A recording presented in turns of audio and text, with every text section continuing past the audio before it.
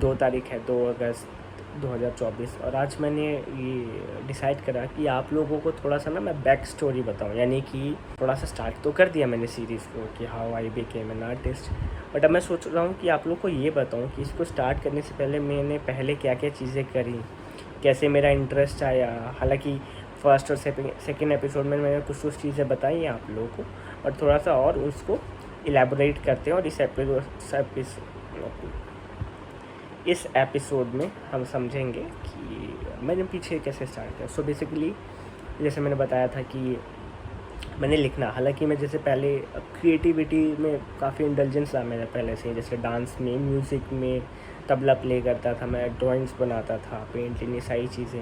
Even होता है ना, न्यूज़पेपर्स आते थे हम लोग के स्कूल में, तो उस न्यूज़पेपर्स में से वो सुडोकू और वो मतलब जो होता है ना कि पोएम्स वगैरह उसमें भेजना होता था स्टूडेंट्स वाले, आप लोग के अगर स्कूल में आते हो तो वो सारी चीज़ें।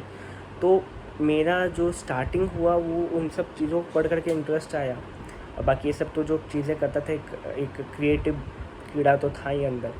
तो 6th क्लास में ऐसा हुआ कि मेरे 2 दोस्त थे, जतिन और राहुल। तो जतिन मेरे से मतलब कि मैं 5th में था तो जतिन 7th में था, और राहुल जो था, राहुल 9th में था। तो हम तीनों दोस्त, मतलब हम लोग तीनों सेम जगह रहते थे, और तो हम बस से जाते थे। तो ये लोग बहुत इंग्लिश गाने सुनते थे, और मैं उस इंग्लिश स्कूल में मेरा एडमिशन हुआ, सारी चीज़ें। तो मैं पहले इंग्लिश सुनता नहीं था, उन्होंने मेरे को ये सुना कि यार डेविड गता को सुन, पिटबुल, एनरिके इग्लेसियस, तो इन लोगों को सुनने लगा। मैं क्या यार बढ़िया लगते हैं ये वो वगैरह वगैरह। फिर हम लोगों को रैपिंग का शौक़ स्टार्ट हुआ कि रैप करते हैं, रैप लिखते हैं, और सिकंदर कहलोन, बहुत सारे ऐसे उस टाइम इन लोगों का डेब्यू हुआ था, उस टाइम हम लोग इन लोगों को सुनते थे। तो अब तो काफ़ी अच्छा कर रहे हैं सिकंदर कहलोन भाई, और भी तो ऐसे स्टार्ट हुआ। तो मैंने कहा यार मैं भी लिख सकता हूँ, मतलब ठीक ठाक यार, मैं भी कुछ लिख सकता हूँ यार, मैं भी क्रिएटिव बंदा। तो ट्राई करा मैंने, तो मैंने कुछ लिखा। तो मैंने 2 एल्बम्स लिखी। एक एल्बम लिखी मैंने 22 गानों की इंग्लिश, मैं कभी आप लोगों को दिखाऊंगा। आई होप अगर मेरे पास अभी होगा तो मैं अभी दिखा दूँगा। और एक एल्बम मैंने लिखी 17 गानों की। तो 2 इंग्लिश के गाने, मतलब इंग्लिश गानों के एल्बम्स मेरे पास अभी भी पड़े हुए हैं। तो आई गेस मैं चेक करता हूँ, अगर होता है तो मैं अभी अब दिखाता हूँ। 1 सेकेंड। तो दोस्तों मिल गई फाइनली, और मैं दिखाता हूँ। 1 सेकेंड, ये देखो, दिख रही, ये मेरी जो है पहली डायरी थी। मतलब कि इस गाने में मैंने बहुत सारे गाने लिखे। 1 सेकेंड में आप लोगों को दिखाता हूँ। तो ये दिखाता हूँ आप लोगों को। इसमें मैं काफ़ी सारी चीज़ें चिपकाता था, ये सारी चीज़ें चिपकाना, ये सारे शौक, एनिमेशन, ये यू डोंट नो, ऐसे करके बहुत सारे गाने लिखे। ये इट्स म्यूज़िक टाइम, ऐसे करके, और all my thing, just is you, just is you. अभी भी किसी किसी का याद है, मैं love story, I don't concentrate, पूरा का पूरा इंग्लिश रैप था। तो ये मैंने लिखा, ठीक है। इसमें देख लो, Under gonna making my shake, got it fit, not so straight, gonna lose it. Every man who got it up to end, yet spread till I said I wish I don't had to do it. Counting every second my heartbeat has been taken, making every dog and every man of the police. So power has been lower, but my blow is the floor, but you don't take it easy. If you got me, it's your luck. If not, then lose it. ये पूरा rap है। बाकी इधर भी था, I will not knee down and will not pray for it. I will just stand up and fight through and grab it more। पर पूरा ये एक रैप लिखा था मैंने, kidding me, I just wake up and go round and round the world to find myself and walk to here। तो ये सारे रैप बड़ा नॉस्टैल्जिया फील हो रहा है यार। इसी के लिए पूरी सीरीज़ ही मैं इसी के लिए बना रहा हूँ कि जो मेरे को अभी जो फील हो रहा है ना, ये फील होता रहे, ठीक है। ये पूरे गाने लिखे, हेलो हेलो हेलो हेलो, ऐसे बेबी बिकेम, तो ऐसे करके बहुत सारे गाने पूरा भर दिया, ठीक है। ये एक एल्बम था। ये दूसरा एल्बम, ये दूसरा एल्बम 17 गानों का, और मैं कहीं पे लिखा भी था, ये देखो 17 एल्बम्स, 17 एल्बम्स। अगर आप लोगों को ठीक से दिख रहा है, understand word, look the rain drop, ये करके ऐसे टोटल 17 एल्बम्स, यहाँ तक लास्ट बबल तक 17 एल्बम्स टोटल लिखे। तो ये 2 एल्बम्स मैंने लिखी स्कूल के डेज़ में ही, मतलब कंप्लीट कर दिया था मैंने। 8, 9, 10 तक इसको कंप्लीट कर दिया था।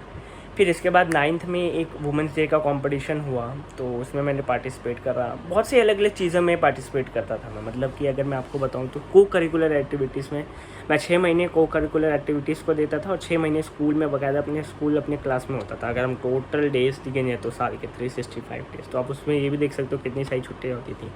तो इस हद तक बहुत सारे कॉम्पिटिशन्स में जाना, मतलब मैक्सिमम टाइम, तो वो तो चलो ठीक है, वो एक अलग पार्ट है।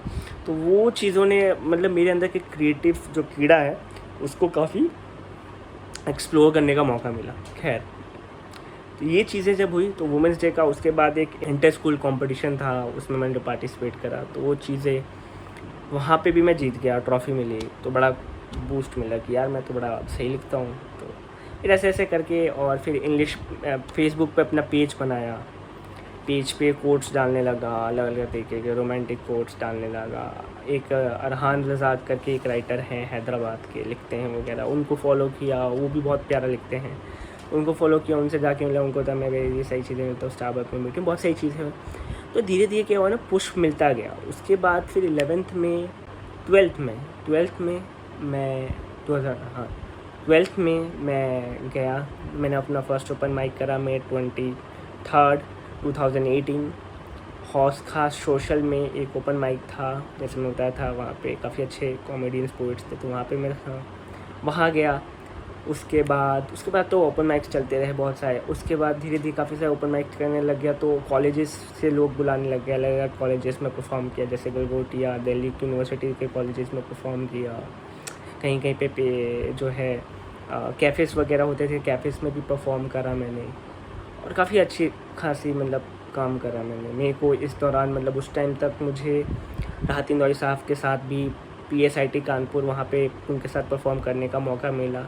मेरी बदकिस्मती ये है कि उस टाइम साथ में कोई फ़ोटो क्लिक नहीं हो पाई, तो वो मेरी बदकिस्मती थी। बट आप सब जानते हैं राहत इंदौरी साहब कितने बड़े पोएट थे, तो वो बहुत अच्छा अपॉर्चुनिटी था। उसके बाद धीरे धीरे फिर ऐसे ही हुआ।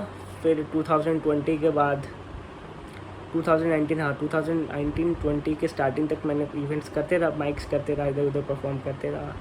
उसके बाद फिर कुछ अब कोरोना आ गया, तो कोरोना के चक्कर में भाई सबको घर में रहना पड़ा। घर में रहते हुए भी 2-3 ओपन माइक्स, 4-5 ओपन माइक्स मैंने करे ऑनलाइन वाले। उसके बाद धीरे धीरे और बाकी की चीज़ों में लग गया, कुछ काम आ गए, कुछ चीज़ें आ गई, होता है ना, बहुत सारी चीज़ें होती है जो इम्पोर्टेंट होती है, तो उनमें लग गए। और फिर अभी अगेन 2023 एंड में मैंने फिर से सोचा कि चल यार फिर से स्टार्ट करते हैं। हालांकि 2023 के स्टार्टिंग में भी मैंने कुछ ओपन माइक्स करे, बट एंड में कुछ लगा कि नहीं यार अब तो यही करना है, और अब थॉरली फोकस होकर के इसी चीज़ को फोकस करना है, और बस इस पे लगा हूँ। हाँ, स्टोरीज़, कुछ अच्छी स्टोरीज़ अगर मैं आपको बताऊँ तो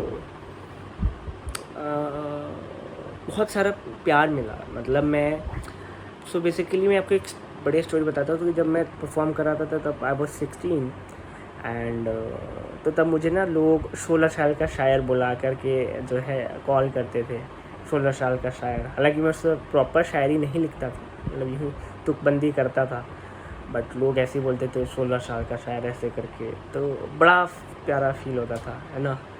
तो बड़ा मस्त, मतलब कि और लोगों ने काफ़ी स्टैंडिंग ओवेशंस दिए, तो वो बड़ा क्योंकि क्या होता है ना, आप नए हो, आप कोई नई चीज़ कर रहे हो, और नए करते हुए यार आपको लगता है अरे यार मैंने ऐसा क्या यूनिक कर दिया कि लोग ऐसे कर रहे हैं, तो वो फील होता है। पहले स्टार्टिंग में तो डर था, फिर और एक बड़ी मस्त चीज़ बताता हूँ आप लोगों को कि उस टाइम में एक अब फ्रेंड है, तो उनसे मैं मिला, तो मतलब मिला उस टाइम जब मिला तो मैं होस्टिंग वगैरह भी करता था। हाँ, उस टाइम में होस्टिंग वगैरह मैंने बहुत सारे माइक्स की, ओपन माइक्स की होस्टिंग करी, इवेंट्स की भी होस्टिंग करी, तो उस टाइम मैं उनसे मिला, 2019 में मिला। उसके बाद मैं उनसे डायरेक्ट अभी 2024 के जून में मिला। तो मैंने उनसे एक बात पूछी कि मैंने उनसे पूछा कि तब के एनिमेश में, मतलब जो उस टाइम वाला एनिमेश था और इस वाले, मतलब अब जो एनिमेश आप देख रहे हो as a performer, as a writer, आपको क्या डिफरेंस नज़र आया। तो उन्होंने बहुत प्यारा जवाब दिया मुझे, मतलब मेरा दिल खुश हो गया। उन्होंने जब मुझसे ये बात बोली तो उन्होंने बोला कि तब वाले जो एनिमेस था ना उसमें बहुत एनर्जी थी और वो उस टाइम सोचता ही नहीं था कि वो हाँ है क्या नहीं है, बिल्कुल खुल होकर के खुले सांड के आप बोल सकते हो, लेकिन उन्होंने ऐसा नहीं बोला था, मतलब बिल्कुल खुल करके अपने आप को, अपनी एनर्जी को फ्लो होने देता था, बहुत बिल्कुल फैल रही है उसकी एनर्जी, मतलब खुल रही है।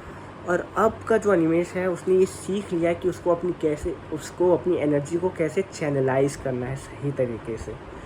तो ये मुझे समझ में आया कि राइट, ये जो मैंने बीच में 3 साल का जो गैप लिया और मैंने जीवन की अलग अलग चीज़ों के बारे में जाना, जीवन के अलग अलग कि यार लाइफ में ये सारे एस्पेक्ट्स भी होते हैं, उसके बारे में भी जाना, तो मुझे समझ आया कि हाँ, मतलब कि वहाँ से मैंने काफ़ी लर्निंग्स लिए, मतलब मैंने बहुत सारे काम किए। हालांकि उन चीज़ों के बारे में मैं यहाँ पे नहीं करूँ क्योंकि इसीलिए किसी और चीज़ के बारे में तो मैं बहुत सारी लर्निंग्स ली, बहुत सारी चीज़ें सीखी, बहुत सारा काम करा, बहुत काम करा। और अब उन्होंने वो जो चीज़ बोली वो मुझे तब रियलाइज़ हुई जब मुझे उन्होंने ये बात बताई कि एनिमेश को अब ये पता चल गया कि उसे चैनलाइज कैसे करना है। तो खैर ये था एक स्टोरी, और भी बाकी बहुत सारी स्टोरीज़ हैं याद तो आ रही हैं, बट वीडियो ज़्यादा लंबा ना बने तो धीरे धीरे और भी एपिसोड्स में बहुत सारी वीडियोस आप लोगों को बताता रहूँगा। और आई होप आपको भी मेरी ये जर्नी पसंद आ रही हो, तो बाकी सब्सक्राइब कर लेना। अगर कमेंट में कुछ पूछना हो तो पूछ सकते हो, बाकी हम तो डालते रहेंगे क्योंकि नॉस्टैल्जिया इंपॉर्टेंट है भाई, फील करना है, बड़ा मज़ा आता है। जैसे अभी मैंने डायरी खोली इतने साल के बाद, दिल खुश हो गया, तो बड़ा अच्छा लगता है ना पुरानी यादों को याद करके। तो ये चीज़ें हैं। खैर कुछ शेर एक शेर सुनाता हूँ, आज ही हुआ है, बड़ा ताज़ा शेर हुआ है कि करता हूँ अर्क रेज़ी कि कोई हुनर तो निकले। अर्क रेज़ी का मतलब होता है मेहनत। तो शेर ऐसे है कि करता हूँ अर्क रेज़ी कि कोई हुनर तो निकले, चलता हुआ मुसाफिर घर की तलाश में है। तो ये है एक शेर। बाकी हम लोग मिलते हैं अपने नेक्स्ट एपिसोड में, बाकी मिलते हैं हम लोग अपने नेक्स्ट एपिसोड में। तब तक के लिए love you, bye, good night.